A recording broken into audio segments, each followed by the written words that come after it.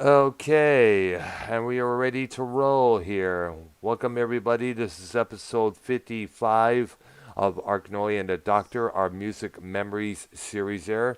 And tonight is kind of special because now we're starting with a decade that I'm probably more familiar with than the 90s and the 2000s or the 70s, the 80s. Yeah, and actually, some of the bands might tiptoe into the 90s too, or artists rather. Yeah, absolutely there because some of them like for instance Duran Duran, as you know, they had a couple big hits in the '90s there with "Ordinary World" and their cover of White Lines, the Grandmaster Metal tune there, and of course "Perfect Day," the Lou Reed cover there. And but Yeah, we're and this is kind of I'm really looking forward to this because I have a lot. I still when I go to YouTube now and listen to all these old songs from the 80s there, whether it's Planet P or Kissing the Pink, all those tracks I used to enjoy back then, whether it's old Billy Squire from the Don't Say No album, I have a lot of memories because, I remember the radio was blistering with all these tunes here being played left and right. I remember all these, the videos when MTV was main thing at that time. Everybody was talking about that at that period there. The first video I ever saw, my mom and dad told me about this and wanted to check it out. It's an all music television show there. And one of the first videos I saw was Even It Up by Heart from a couple years before. The album Baby Lestrange. Great album from that. That's what got me hooked in yeah, that group there. And I have a lot of memories, videos from Pat Benatar, John Cougar, when he was known as John Cougar. Of course, he eventually became known as John Mellencamp. Videos from the early groups like Classics Nouveau. They had the Basement Tapes, which featured local bands from local different cities, competing for equipment, a recording contract, and everything else there. I remember one group called Toby Red from Detroit there. They auditioned with a song called Can't Find a Job, which was a big hit on the local radio at that time there. And yeah, I remember all these videos, all these tracks, like like now and then when they play the song Twilight Zone by Golden Earring, I'm thinking about the long album version there. I'm thinking about the yeah, video there, what the video was about and what the song was about. Took me a while to realize what it was there. Of course, the radio DJ explained the whole story. It was about a hitman who, after commits his crime there, finds he can't live with himself there. He's ridden in guilt. yeah. A lot of these bands we covered when we were in the 70s, but I think, we'll still touch on some of them. Yeah, They were, to me, they were more suited for the 70s rather than the 80s. I always saw the 80s as kind of, a well, new hair breed. metal. Yeah, more hair metal, more hair this, hair pop, you name this. A lot of the groups from the 1970s would find themselves in big trouble because bands like the Bee Gees, Nazareth, a couple others there would have to somehow, some way try to keep up, with what was going on at that time. I remember when Right. I first heard tracks from Neil Young's Trans record, I thought he was still doing this to keep up with the bands like the Human League, Habit 17, the techno pop scene there, the computerized stuff like Debo was doing. Eventually, he did a movie called Human Highway with the members of Debo. I'm not too sure but what the plot was about, but I guess it involved in nuclear warfare or nuclear power, I guess. Yeah, Which at that time was a big thread, a big thing on everyone's mind with all these songs like, what was it called? Eve of Destruction. It was basically Africa Babada and John Lydon. yeah. And, uh, and that was a remake of the old Barry McGuire song, I'm sure, I think so, yeah. It's from the about 60s. destruction. The Or maybe human it was, race is becoming a disgrace. I remember hearing that a few times played on the at the Numbers nightclub a few Fridays in the past there. yeah. But, well, my first band that I got here on my little list is ABC. Oh yeah, Martin Fry and what's his name? What's his other guy? What's his name? Alan? No, not Alan White. What's his name? His last name was White, if Yeah. I remember. Yes. Alan White was the drummer for Ass. Yes, exactly there. I guess, but these guys were like basically I remember the song the the Look of Love, Part 1 I think Yeah. it was called. The video for that was a comical Benny Hill type of slapstick kind of stuff there. It had violins, it was a very interesting album because it had a lot of violins like songs like And Poison Arrow. yeah, I was just going to ask, didn't they do Poison Arrow too? Yes, they did. Yes, that was the second single from that album there. And the third one was With All of My Heart, which is basically a very tender ballad there. Very touching song to listen to when you look at it there. Yeah. And in fact, a lot of people at the time were comparing them basically to Roxy Music because Martin Fry would come out with the kind of swag that Brian Ferry was doing years before there. Yeah. And let's Yeah. keep in mind, Roxy Music was still going strong in the 80s as well. The album Flesh and Blood, the album, that one Riot record called Viva Roxy, I think it was called, which they did their version of Like a Hurricane, the Neil Young song there. Yeah. And who cannot forget the album Avalon? You ever listened to that whole album, by the way? Mm-mm. Oh man, you're missing out. So they had some really good, smooth songs on there. We don't know the main song from that album more than this, Right. which is a pretty awesome video when you look at it there, and even a more awesome cover. If you ever look up the front cover of that album, you'll see what I'm talking about. Well, they had one album. I'm trying to remember the name of it. Really? Well, Country Life. Country That had Life. an Oh yeah, I remember the controversy about that album cover there. I believe it. I remember there. Mm-hmm. Yeah, two women, two models in the front with a see-through underwear or lingerie, I guess you could say there. Yeah. Yeah, and of course they had to Memorable edit that. cover. Yep, memorable, very memorable cover there.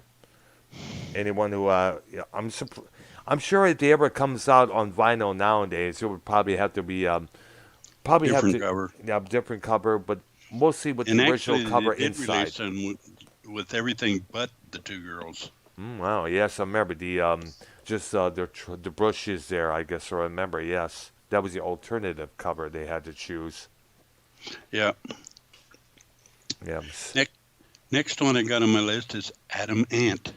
Oh yeah, Adam and the Ants. They were one of the new romantic bands that are out there, along with Visage, Spandau Ballet, and of course Duran Duran. They picked up on that scene. That scene was running around big in the England there. I remember there was a documentary that I saw on YouTube about that particular scene there. The Yeah, the bands. one Adam Ant song that I remember off the top of my head is the one that's you don't drink, you don't smoke, what do you do? Goody Two Shoes. Goody Yeah, Two that was Shoes. after he disbanded Adam and Yeah. the Ants, believe it or not. He disbanded that group, so basically he wanted to hit it big in America, which he did. That song became a massive big hit. Of course, a couple other songs from that record he put out, I think it was called Friend or Foe, I think it was. I Hmm. guess he wanted to put some bit of Hollywood into his music videos there at one point there. And I guess he come out with a follow-up record called Strip, which also did pretty good there. And of course, soon I guess faded out, for what I understand there. Yeah. But Goody Two Shoes, it's like you listen to some flashback radio show on some of those mainstream radio stations, and definitely that track would be played most stoutly on Yeah, that one I there. still remember the video. It was kind of interesting. Yeah, and I remember, but the ones I remember was when it was still Adam and the Ants, whether it's Ant Music, which is a classic, Stand and Deliver, the song Prince Charming, Dog Eat Dog, which was a pretty good song there.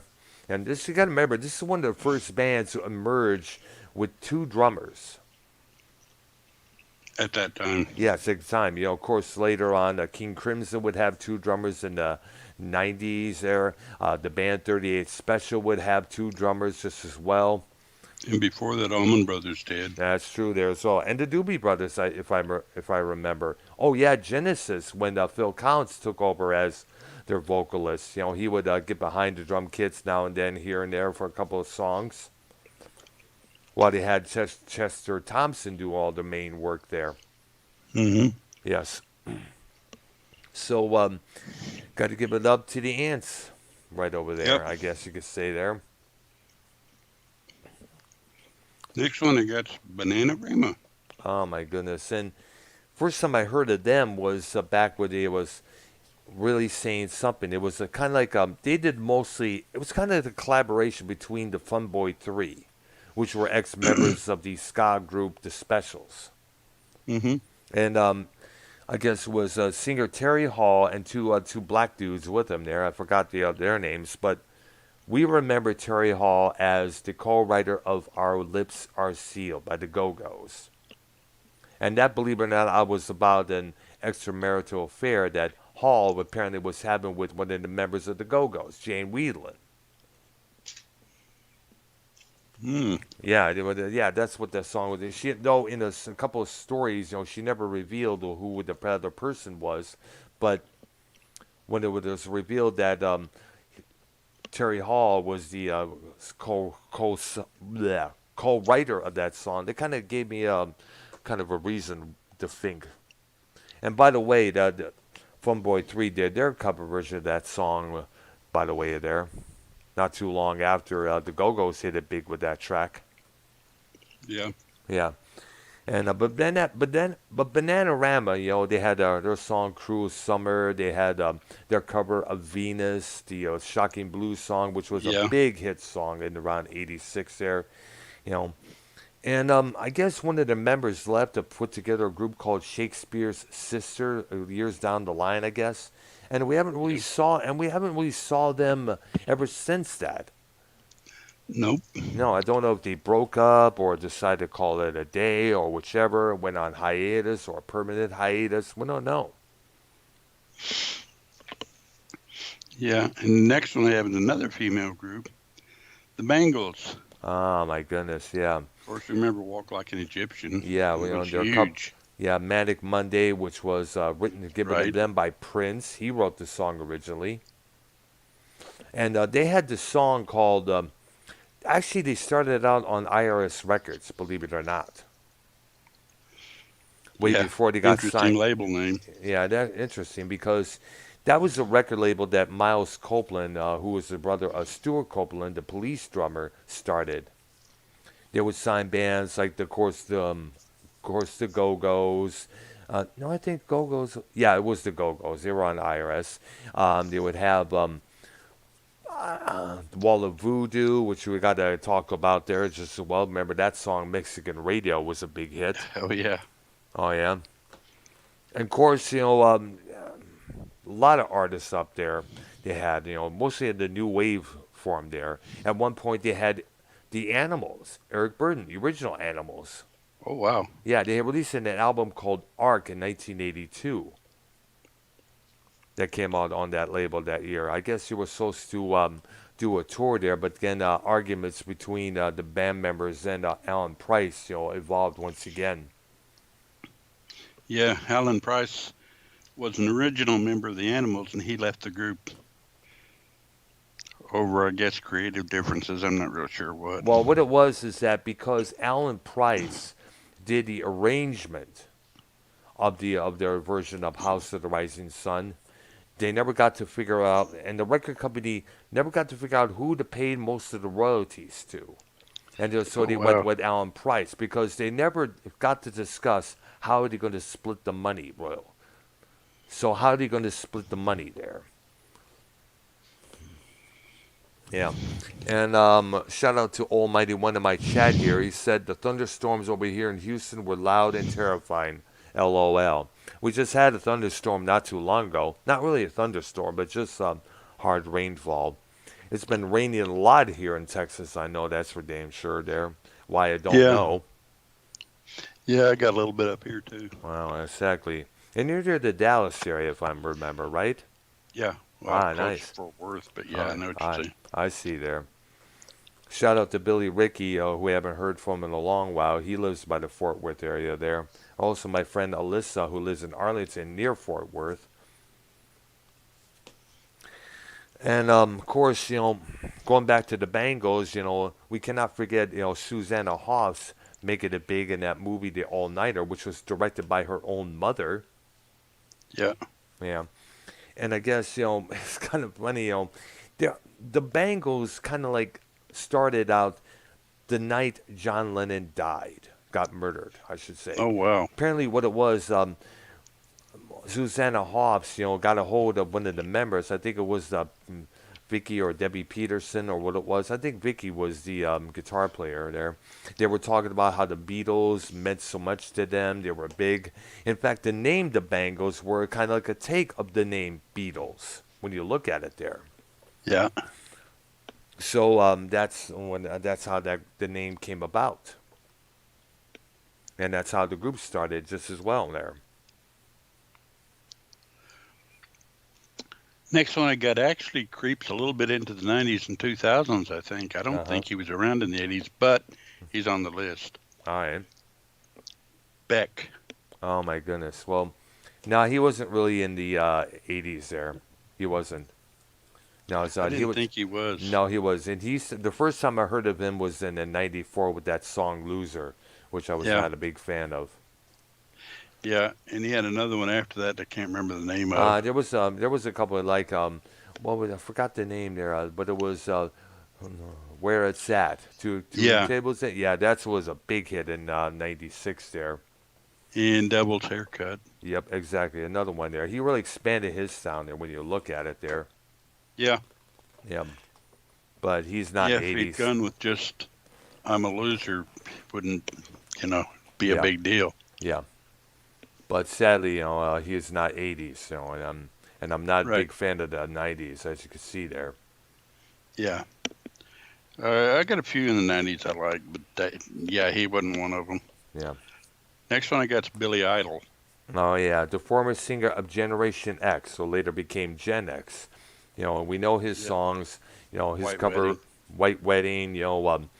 Which when you saw the video for that song, were you like, "What the fuck?" When you saw them do the Sikh Heil salute? Yeah. I was like that. So my dad watched that with me. He's like, "Oh, so he flirts with the devil, doesn't he?" Because of grabbing her hand and putting on that wedding ring, which causes a cut on her finger there. Yeah. The way everyone was dressed in that wedding there, its own self there. And by the way, the girl in the wedding gown there was his actual girlfriend and father of his child there, Penny Lister. She was a former dancer for the what was it called, Hot Topic, uh, which was a Yeah. dance group that used to be on the Kenny Everett show. Okay, the next one I got, I don't know when they came out, and I don't know much about them. And we also, So, sorry, I didn't mean to interrupt you. We also got to address other songs by Billy Idol. There, the song "Rebel Yell," which my sister was a big fan of. A yeah. Flesh for Fantasy.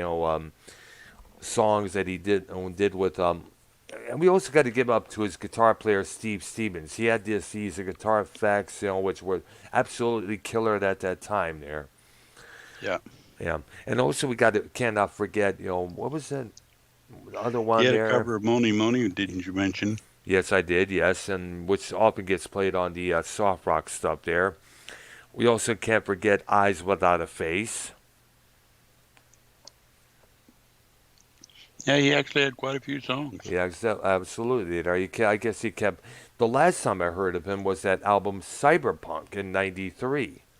I guess he tried to Yeah. get towards the industrial techno kind of feel there, but sadly, that's not what the people understand there. They Yeah, really again, couldn't get it. So he tried to change his tune there a little bit, but people at that time just only know him as that one particular guy there with the blonde punk hair and the sneer across his face at times. yeah. And like I said, the next one, I actually don't know what decade they came out in, and I don't know much about them other than, well, I don't know much about them. Yeah, The Black Eyed Peas. that's '90s. That's actually in the 2000s when we first heard of him. Yeah. Yeah, so they're And then not 80s. their lead singer, the woman singer is the one that everybody Fergie. knows. Fergie. Fergie, yeah. Fergie, yeah. She was like one Couldn't of the think of her big. name. Yeah, and no, I was not. I'm not going to go there because I never liked them either. Okay. Next one I got, I'm pretty sure was 80s. In fact, I think she was kind of a little bit in the 70s. And that's Blondie. Oh yeah, well yeah, they started out Debbie Harry and the Boys. They started out as we know as in the CBGB's nightclub era, along with the Ramones, Talking Heads, the band Television, and a whole bunch of others there. And of course, they moved on into the '80s there, and I guess they kind of became more mainstream. The last record they did up until they came back in the '90s there was a record called The Hunter. And from I guess it's just I guess a lot of people were in the complaining at that time that we want the old Blondie back, not Debbie Harry taking over the group. But then again, she was the main focus of the band. 'Cause Right, obviously, she was right. considered pretty, and plus she was a singer. Yeah, and I think I already did a list on her. Yes, I think yes, and we cannot forget she also released a solo record called what was it called? Cuckoo. I think it was in '81 there. And who guess who we all know who did the cover for that record? H.R. Geiger. Yeah. Yeah, the same guy who did brain salve surgery for Emerson Lincoln Palmer. Okay. Next one I got is Bow Wow Wow. Oh yeah. Oh my goodness. And these guys, from what I understand, were we know their song "I Want Candy," which was a cover tune there. Right, Um, of an old Strange Love song. yes, and I guess we remember Annabella Lewin. She was a singer for that. She was one of the prettiest gals that sport a mohawk, Yeah, when you look at yeah. her.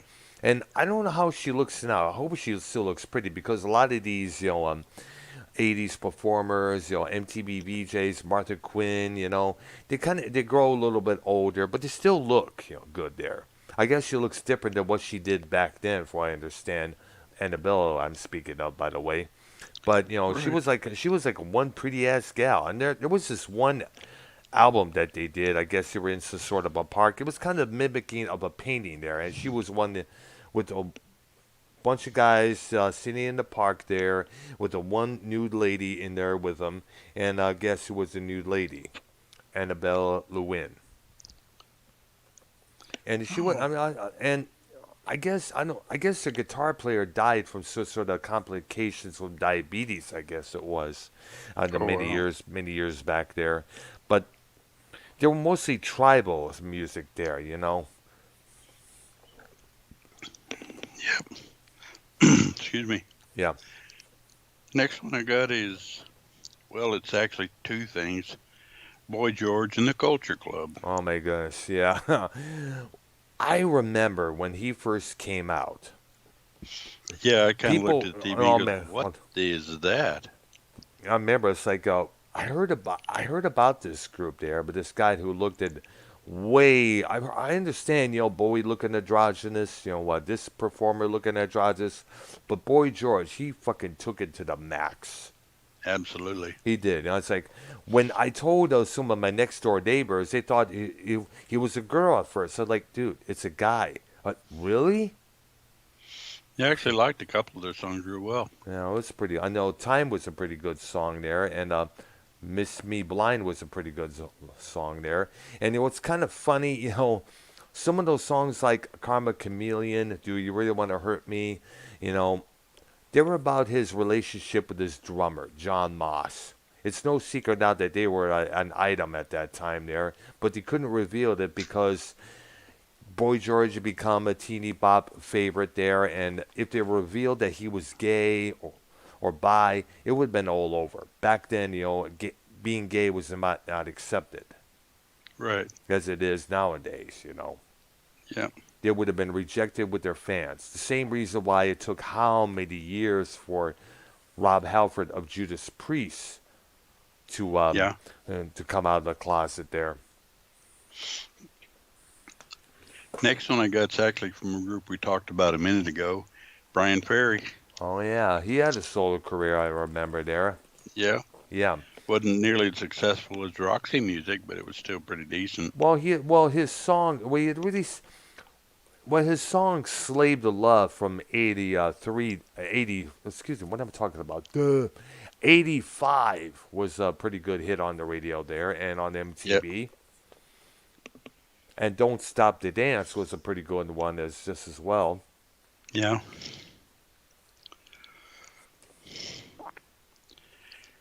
And the next one I got is the Buggles, The Buggles, oh my goodness. These which which we video all killed the radio, and they went on to join Yes. yes, remember, yes. Trevor Horn, Jeff Dowse, they would a year after that a record came out, The New Age of Plastic. No, it was The Age of Plastic. It came out in '79 with that song on there, Video Killed the Radio Star. They would eventually a year later they would become members of Yes, Yeah. replacing John Anderson and Rick Wakeman, who at that time just departed the group. They would record one album, Drama, which I was a big fan of.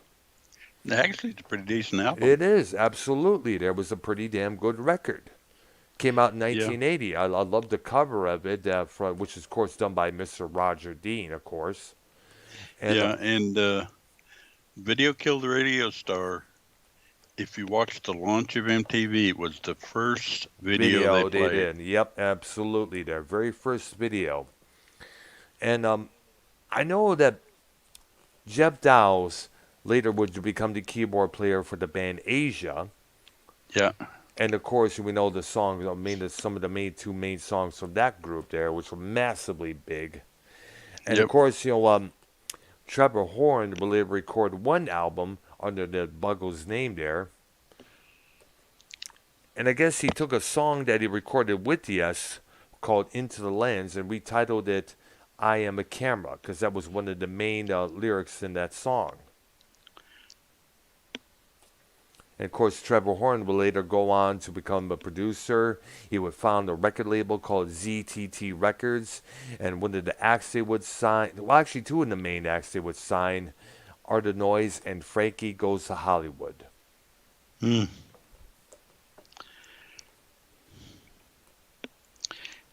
Yeah, it's one of the reasons I like doing this with you because you're mentioning people I forgot about. Oh, I yeah. forgot about Frankie and a holiday.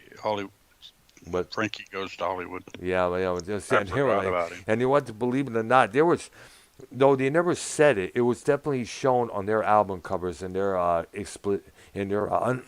uncensored video of Relax that they were promoting gay awareness.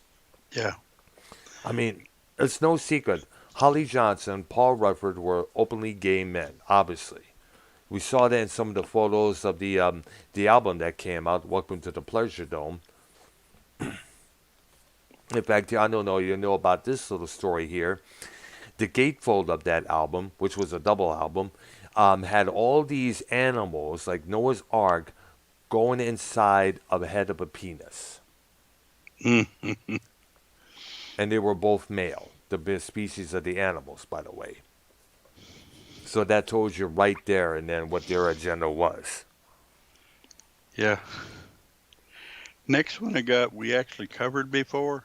I'm simply going to mention them. Yep. The Cars. Oh, yeah.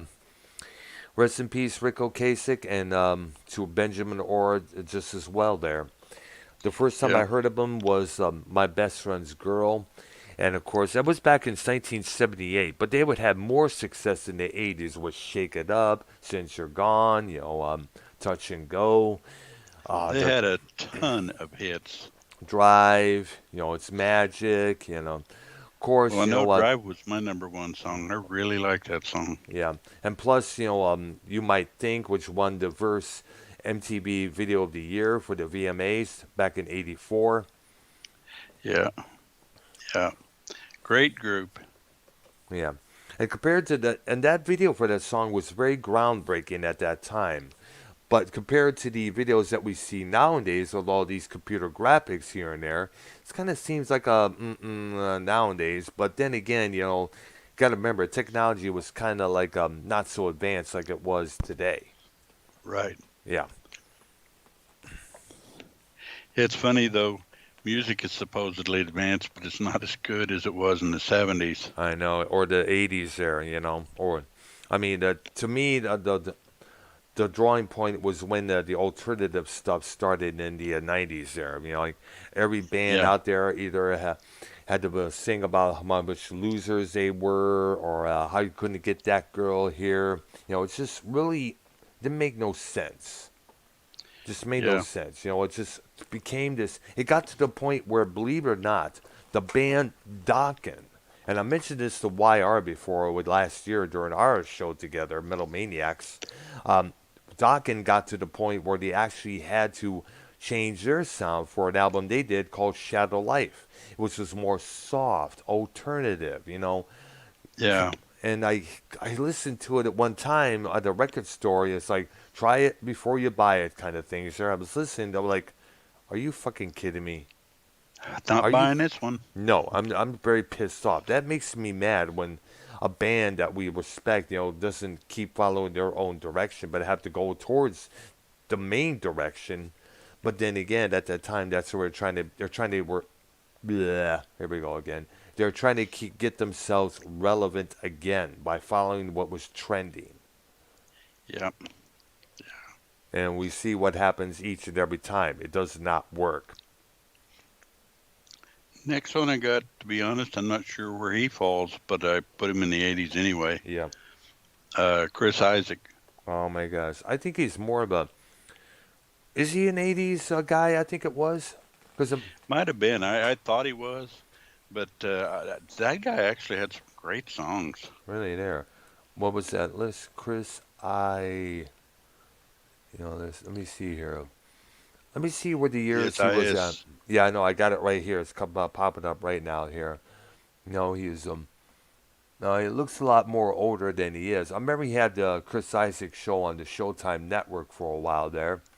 He's Yeah, known for his song, "Wicked Game," and right. "Baby Did a Bad Bad Thing," or "Somebody's Crying." And it was kind of like a 1950s rock and roll style. He's, by the way, 65 by the way there. Wow. Yeah, he's also occasional actor. No, Yeah, I actually liked some of his stuff yeah, a lot. yeah. Okay, let me see with that song there. I mean, the theme. He was also in the movie Twin Peaks Fire Walk with Me, and the songs focus on the themes of love, loss, and heartbreak. He's been called the Roy Orbison of the 1990s. He was often compared to Elvis, Ricky Nelson, and Dwayne Eddy. Yeah, he was definitely one of a kind Yeah, he in was that there. era. Yep, absolutely. I guess he started in '85 with an album called Silvertone, and including to a critical acclaim from even John Fogerty. And he also did songs for a couple of songs for the movie Blue Velvet, which came out a year later, the David Yeah. Lynch movie. And of course, it came out, and the spot. Let me see, where's that song came out there? Blah blah blah. What song? The song "Suspicion of Love" was on "Married to the Mob," and of course, let's see, that came out in 1989. Wow. Yeah, that's when I remember what year it was. I remember it must have been in the '90s, the '80s there, but it was kind of like at the peak before the '90s would start. Yeah. But all in all, good artist for that era. He was, yeah. You know, Next one I got is The Clash. oh my goodness, the bony band that matters. That's what Matter fans used to call them. These were the guys that really first punk bands of mixing reggae songs and their reggae rhythms into their songs, like "Straight to Hell." I remember hearing that song one time there. Yeah. We know their songs like the song "London Calling," "Train in Vain," which was unlisted on the original London Calling album when they first came out. It was the very last track. But Huh. yet it got tons and tons of radio airplay there. I guess and here's something else about that album. These guys were so anti-establishment. They pulled this little prank on their record label. Now, London Calling was a double album, and at that time, double albums cost about about 10.99 or 11.99 at the record store at that time. But Right. they were able to get their record company to sell it for about 7 or 8.99. And what they did is they tricked the record label into believing that they were giving them a free 10 a 12-inch single along with that album. Right. So they were able to pull off that little thing there and get away with it. But eventually, the record company found out. But then again, they realized, who cares? The album's selling pretty well. I mean, the title cut, "Train in Vain," "Lost in the Supermarket," they were all big hits on the radio there. "Clampdown" Right. was another one from that record, if I remember.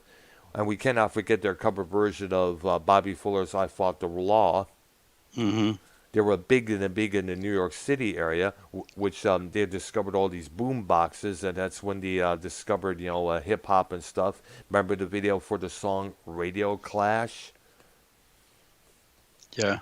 Oh yeah, and we cannot forget, the song, the three album they come out called "Santicia," if I'm pronouncing that right. And of course, combat rock with "Rock the Casbah," which is about rock and roll being banned or trying to ban rock and roll. And of course, "Should I Stay or Should I Go," which is the Yeah. main thing from that record there. Yeah. Then all of a sudden, Mick Jones gets fired from the group, abruptly. They revamp themselves, and they get three new members. They carry in as a a 5 piece, I meant, but it wasn't the same no more. It just wasn't the same. The vibe was different, and that was it. Right. That was it Right. there. Okay. The next one I think actually touches into the 90s. And Yep. there's a few 90s groups that were good that I wanted to mention them. Collective Soul. They're not 80s. Yeah, they had two songs I distinctly remember as being pretty damn good. Uh, Sh- Shine was God, one of them. Shine, that's it. Shine was one of them. Yeah. And Why Part Two. I am. I see there. Those were both actually pretty good songs. They were reminiscent of rock and roll. Yeah. They were both very close to how it used to be. Yeah, I remember that. I remember Shine came out in '94, if I remember there. Yeah, Yeah. but that definitely was real close to the way rock and roll used to be. Yeah. For that time period there. Yeah, definitely a rocker for the 90s. Next one I got is Commander Tom. Commander Tom. I don't think I heard of Commander Tom by chance.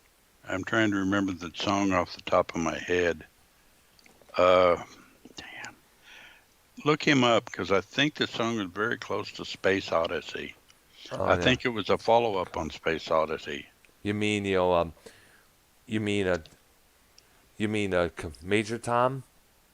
Yeah, The song Major Tom. Peter Schilling was his name. The song Major Tom it's actually people thought it was a continuation of the Space Oddity song by David Bowie there, but it was right. actually based on a movie called a band. I guess it was a book. I guess that you learned got this idea from. If I understand there, but a lot of people referred it to the David Bowie song because of the name Major Tom.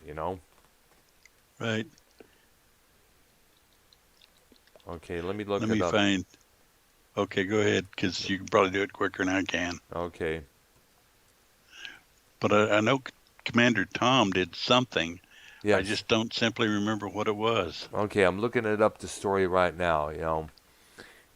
It's Major Tom Coming Home by Peter Schilling there. And Right. okay, let me look it up to the got to go through here. There we go. It's from its album Error in the System. Yeah, I just look up the artist Commander Tom. He did something, You but I mean don't Peter remember. Schilling, Commander Tom. I was going to look for that, Hold up, sir. I believe there's, yeah, I believe there's an artist named Commander Tom. Let me see here. There was a Commander Tom TV show there. Mm, German DJ, and that was about it. Okay, maybe I'm wrong about Commander Tom. Because that's the first time I heard of it. But back to Major Tom here. It was originally recorded in German, released in West Germany. Remember, it was West and East Germany at that time there in Right. '83. Went to number one there. Australia, Switzerland. The English version was released in the States in the September of '83. Reached number one in Canada, number four in South Africa. Peaked at number 14 on the U.S. Billboard Hot 100. Chart the week for December 24th in that same year. And the English version of that song reached it number two on the dance charts in the U.S. And the cover version by Shiny Toy Guns was released in 2009. It Hmm. was an advertising commercial for the Lincoln MKZ. I think it was the I guess what is it a car I think it was there. I'm not too Yeah, sure. Yeah, and I I'm guess not the really song familiar with it, now but I this no go ahead. Here's I the think it story. was manufactured by Ford. All right. Now the song was the theme song for the TV show Deutschland. What's it called? Deutsch Deutsch. Deutschland. That's how it's pronounced. Thank you on that one. Deutschland in '83. It was also in AMC's Breaking Bad episode, Yeah, and the song and the Netflix series called Umbrella Academy was used that song just as well. And and one this doesn't say it was actually according to this I found it here. It was a character related, unofficially related to the Bowie song Space Odyssey, but the song is about a character breaking off contact with ground control and traveling into space. wow. Yeah, Yeah, there. I one of these days we need to get back to doing TV shows anyway, yeah, and bad movies. yeah, absolutely. We got to do that sometime soon there.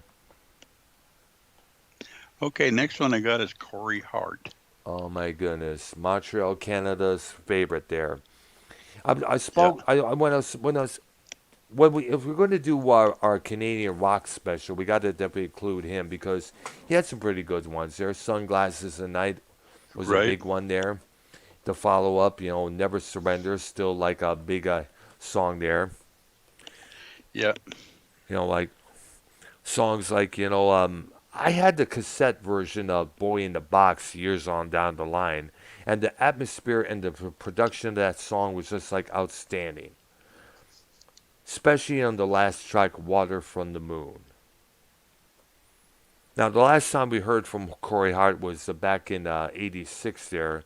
I guess around later on, he did a cover of Can't Help Falling in Love with You, the Elvis Presley song. yeah. Yeah. And I guess, we haven't heard from him in a long while. What if he's doing okay there? I guess so. I mean, Let I me don't look it know. up. Let me look it up there. Okay, while you're doing that, next one I'm pretty sure is a '90s group also. Yes. Hmm. Creed. Yes. That's in the 2000s there. No, it's Oh, the actually, 90s. they're beyond. No, actually, though, yeah, they're from the 90s there. I mean, they were all right for that time period. Not to me. Not to me. It was all just, blatant, soft stuff to me. Like, oh, my own, just stuck in my own prison, trying to find my own identity and stuff there, trying to find my own pathway while I'm stuck in this carnival of souls, while I'm stuck in this jungle of my own making here, blah, blah, blah. We all, But keep in mind that for the '90s and 2000s, it was probably pretty decent for that period. yeah, that was the Had it been main thing. released any other time, it would have been like, what is this? Yeah. Yeah, it's true there because that was the main thing during that time. That was the kind of rock that was going on Yeah. around that time there. Yeah, you had to look for what you could get if you wanted anything new. Yeah.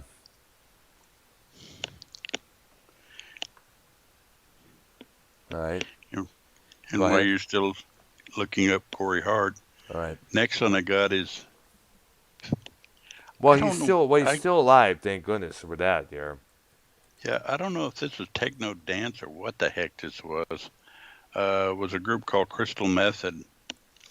Crystal Method. Yeah, they're pretty good. Yeah, I liked them. They were. It was like they came out at around the time when the electronic scene was at full bloom, thanks to the Prodigy, the Chemical Brothers, the Future Sound of London, which was another of my favorites from there.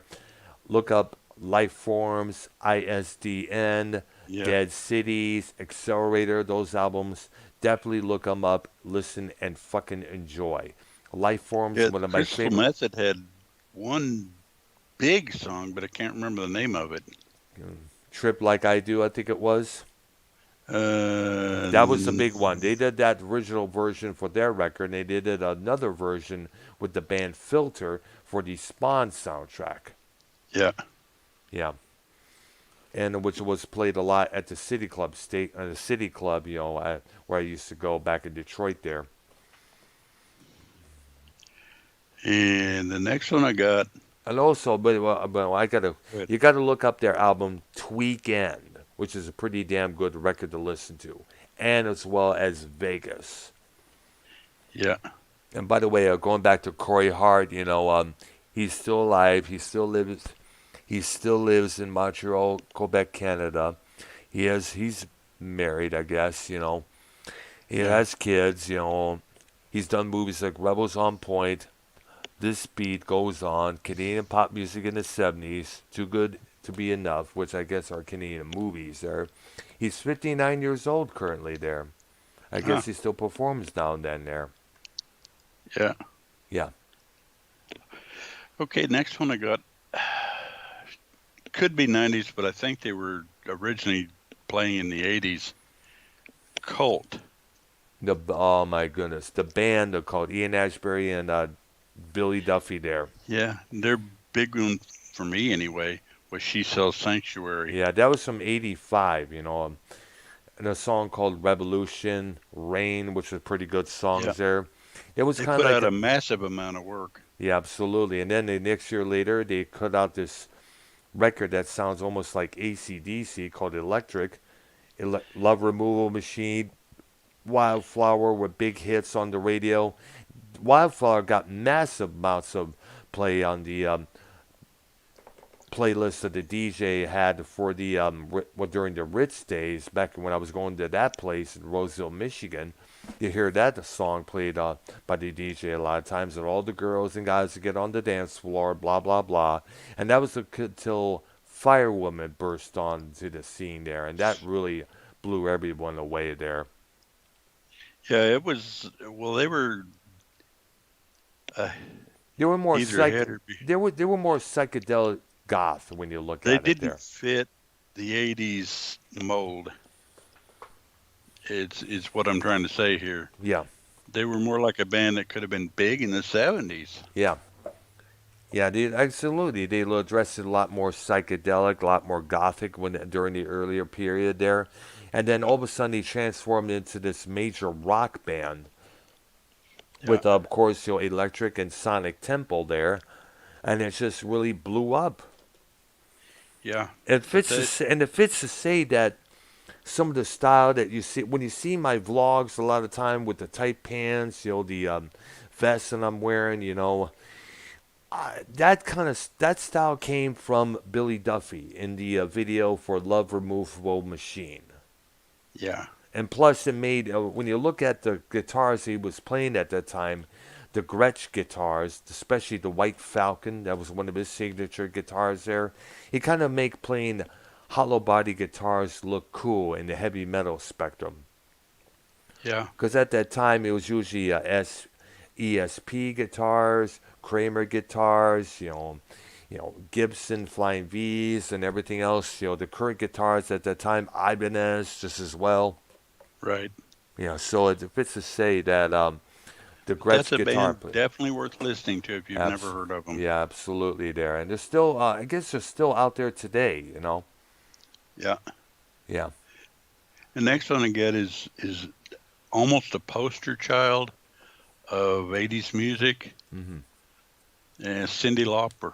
Oh my goodness, we all know. You know, it fits to say that she helped give the World Wrestling Federation its big boost in the media, in the world out there. Oh yeah, she's a big part of all of that. Yeah, she was. You know, the video for Girls Just Want to Have Fun featured a well-known wrestling figure, the late Right. Captain Lou Albano.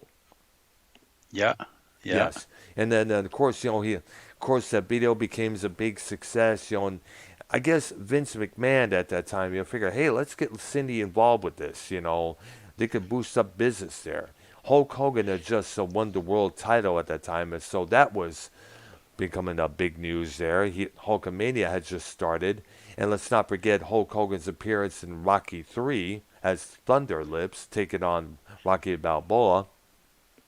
Yeah, that was a fairly large period of time period where WWE was something people were like, "Hey, this is all right." Yeah, or the It's not WWF anything that like it was. is today. Yeah, it is. The WWF as was called at that time. Yeah, we're at that point. Yeah, it was like it was a big thing. Like, and it's to say that that kind of like inspired me to watch wrestling. I discovered a Yeah. show called Superstars of Wrestling back on the syndicated station there on the Sunday morning at 11 a.m. there. They would Right. start off with Hulk Hogan walking down to the arena there, and of course Michael Jackson's Thriller intro would be playing there. Back in the day, they used to use other people's music for their introduction song or advertise it or where they're going to be at this house show or that house show in this at that city Right. there. In fact, I think I mentioned this before. A lot of the WWF stars at that time, whether it's Junkyard Dog or Paul Orndorff, Mr. Wonderful, rest in peace. Would use other artists at that time. We Right. also remember Junkyard Dog using another one, Bites the Dust by Queen. And Yep. until about 1985, when they decided to record an album featuring these superstars somewhat singing. And that those the songs that they would do would later become their theme songs here afterwards. Yeah. Yeah. My favorite song by her was not just "Girls Want to Have Fun," but "Time After Time." I Oh really yeah. like that song. Kind of a yeah, it's a touching video for that song there. She comes out with Yeah. this new hairdo, and which is kind of people just can't accept it, including her Yep. boyfriend. So she Yeah. gets on the train, and departs. I guess it was. The story was. Yeah.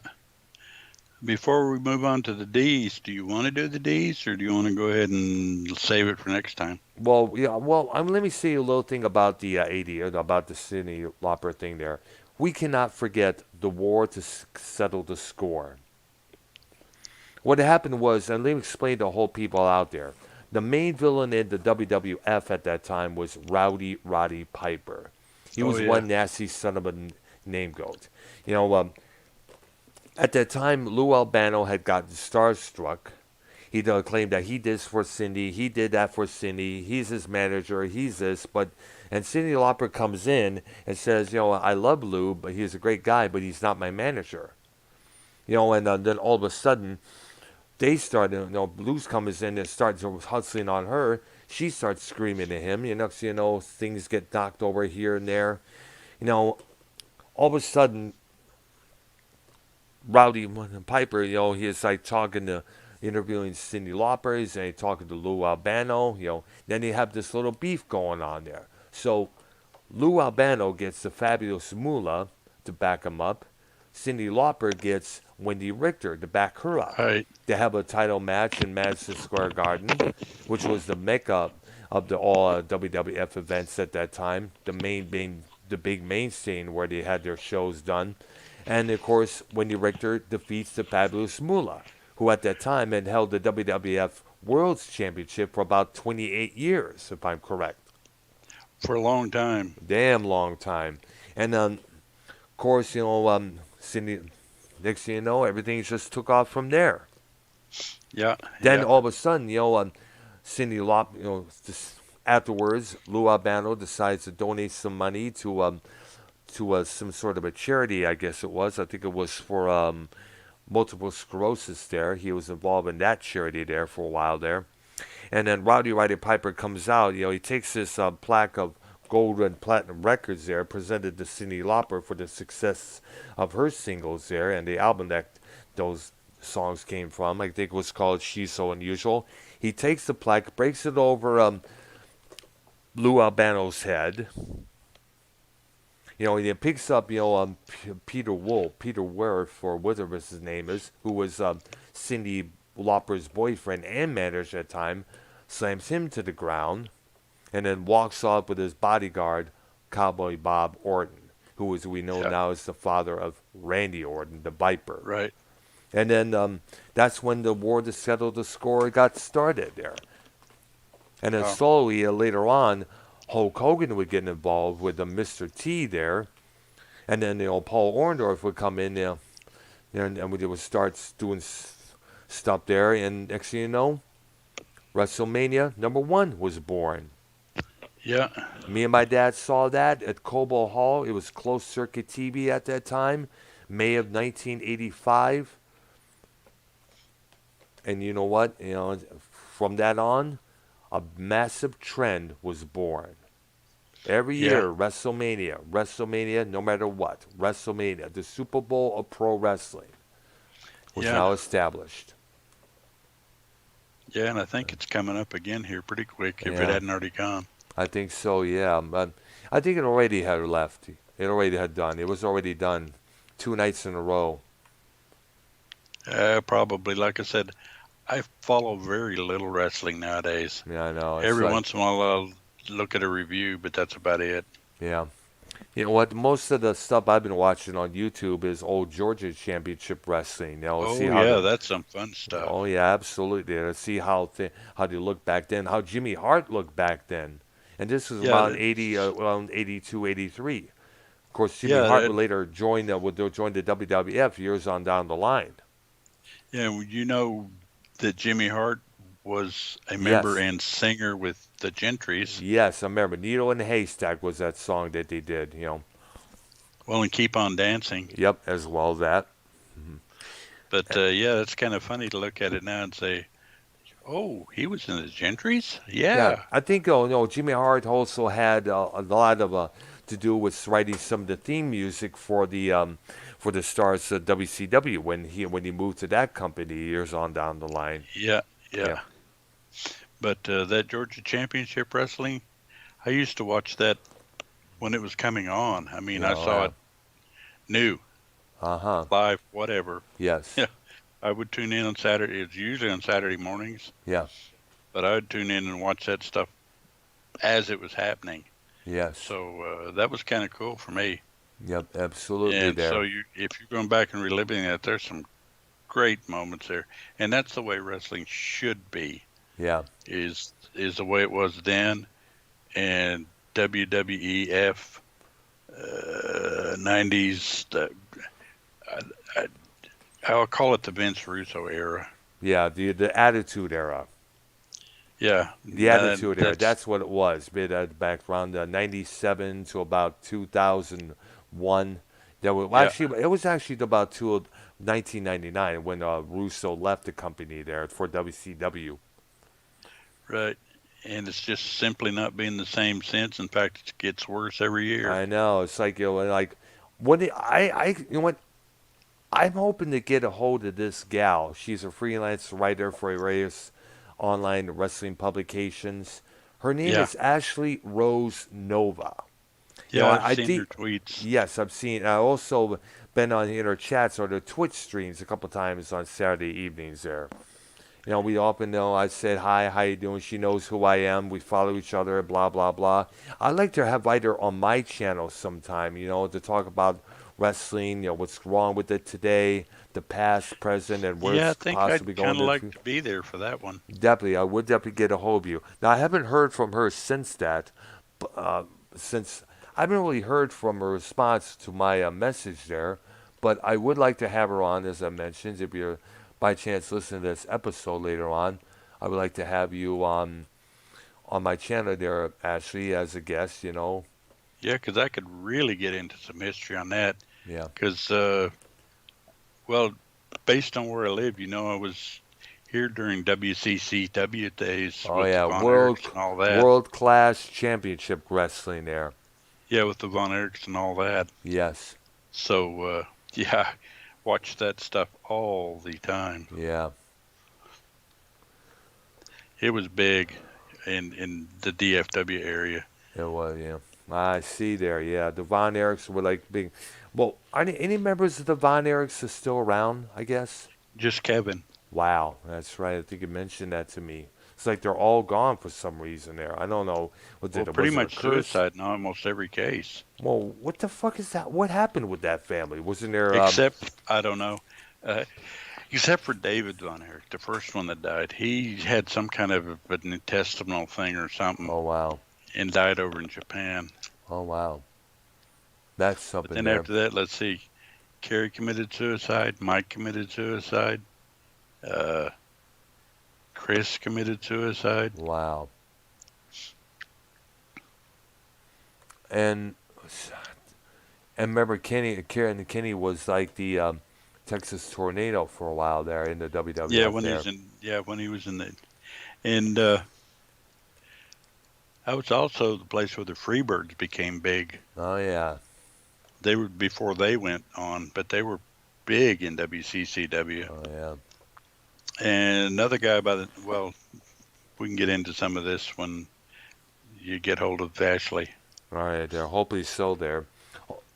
But actually, the guy known as Dingo Warrior Oh yeah, was the old Jim played for a Hellwig. couple of years.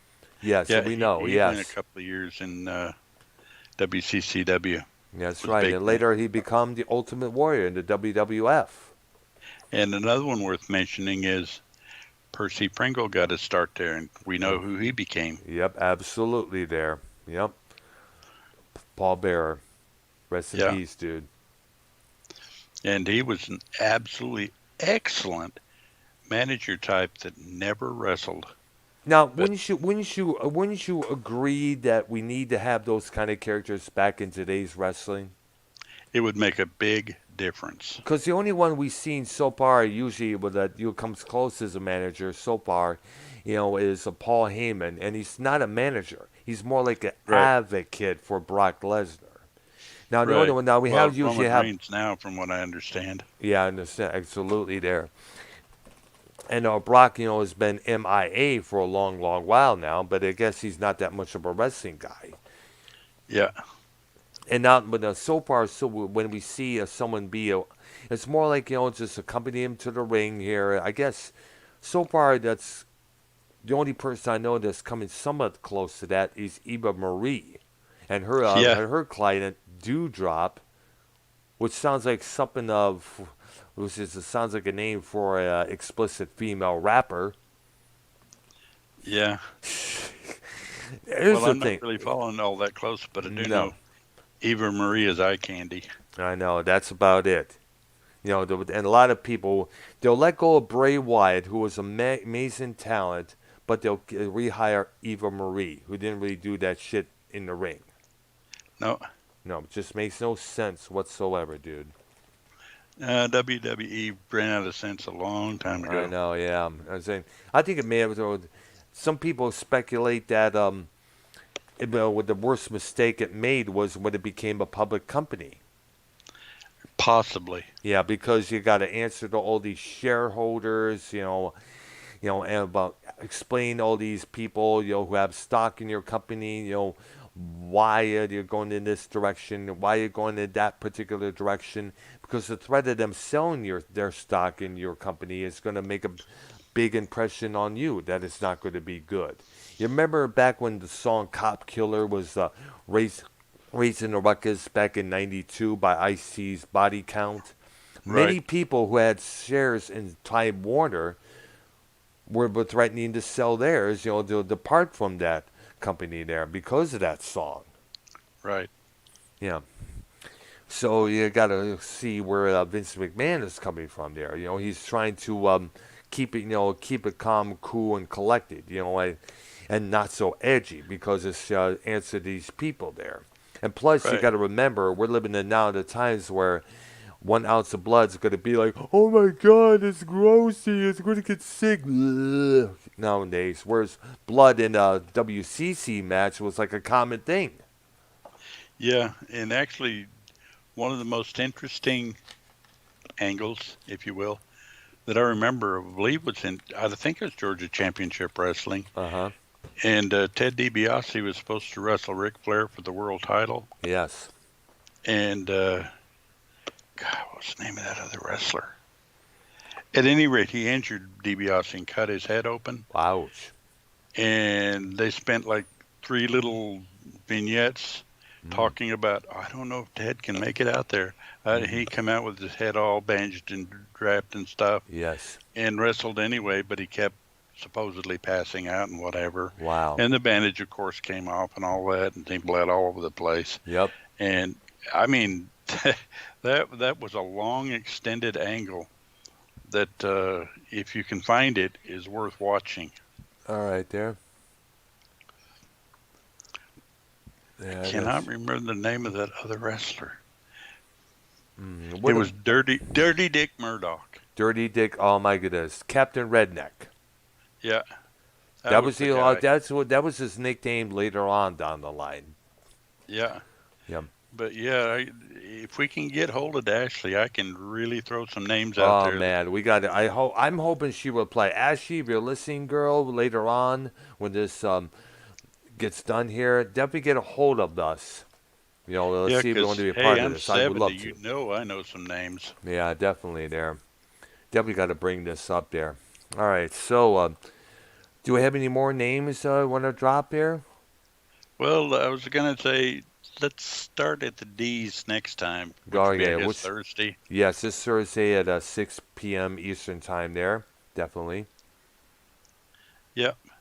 So everybody that's hearing this or hearing it later, Yeah. we're gonna go live 6 p.m. Thursday. Yep, which is 5 p.m. Of course, unless some, Central, well, 5 p.m. Central time where we're in right now at this point. yeah, of course, if something comes up, and it's always I possible. doubt anything's going to come up this time for sure because No, I don't think so. yeah, no, because of course afterwards when we do that show, I'll be live with Real Smuck TV with Minnesota Vikings and a Minnesota Super Bowl hunter. You know. Yeah. Okay, so I guess it'll be it for this episode here. Yeah, and a lot of fun. All right, pretty good there. I'm having a lot of time discussing. We definitely got to get into the other bands from the definitely the new romantic era there, including Spandau Ballet, Duran We'll probably Duran. get to them. Absolutely there. We'll definitely get to Duran. And by the way, we're doing this alphabetical order. By the way. For the most part, yeah. Yes. So this concludes our episode of Music Memories, episode number 55. With myself and Arknolia Strokabine. For Ark and myself, you guys have a good one, and we'll see you this Thursday. Take care, dudes, guys and gals. Bye-bye.